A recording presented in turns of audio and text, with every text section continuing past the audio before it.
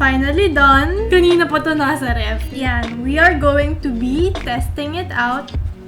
Taste test. So, ito yung bagong recipe ng Enjoy. So, meron silang bago which is yung Red Velvet Cheesecake Milk Tea, which is this one. Parang ang sarap niya. And then the next one is si Winter Wonderland Milk Tea. Lastly, si Chokyo Banana Milk Tea. Excited ako dito kasi mahilig ako sa Choco Banana. As in, addict ako. So, si Red Velvet muna yung tikman natin. Actually, natikman ko na siya nung Red Velvet lang. Masarap siya. I wonder kung anong lasa niya with the tea. Well, let's taste it.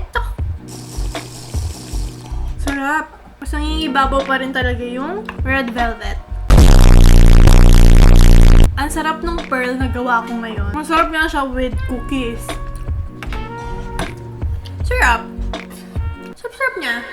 Yung rating ko dito is 9/10. Okay, tikman natin si Chokyo Banana. And yung yogurt nila, super yummy. As in, masarap siya. Isang ganun, parang 100 something pesos lang siya. And matagal mo siyang mauubos. Tapos, pang family talaga siya kasi ang laki niya. Tapos, ang tipid-tipid.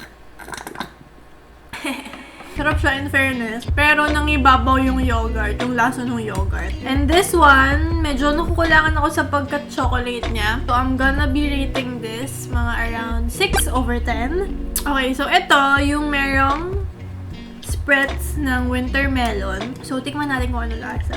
Meron siyang pearl.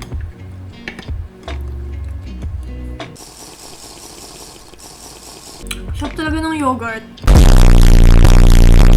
Masarap siya na meron siyang pearl. Hindi ko pa ito na-try. Na-try ko lang talagang mismong yogurt lang. Meron siyang onting hint lang ng Wintermelon. But yeah, I don't mind. Sarap pa din naman yung yogurt.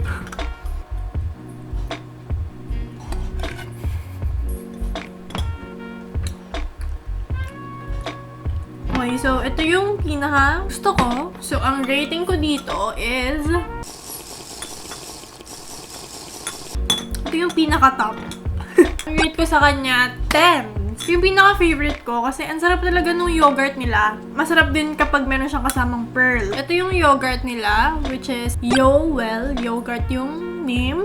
Meron siyang active lactobacillus and sweetened yogurt siya. Masarap siya. As in, sobrang sarap niya. Lagi ko tong pinapapak. Dalawa yung ganito na binigay nila sa akin. And ubos na yung isa. So, yun! I think that's pretty much it. But, we are going to be having a giveaway. So, magpapamigay ako ng milk tea kasi may mga extra ako dito. So, I figured, bakit hindi ko na lang i-share sa inyo? So, merong isang lucky winner na mananalo. You are going to win 1 kilogram of pearls, tapioca pearls, para kumpleto ang milk tea. And dalawang milk tea, si Wintermelon and si Okinawa. Go check out my Facebook page to know more about the mechanics of this giveaway. So yeah, good luck everyone! I hope you guys did enjoy watching this video. Thumbs up if you enjoyed it, subscribe if you haven't already, and join the hashtag GucciFam and my God's peace! And yep, I'll catch you guys again on my next one. Bye!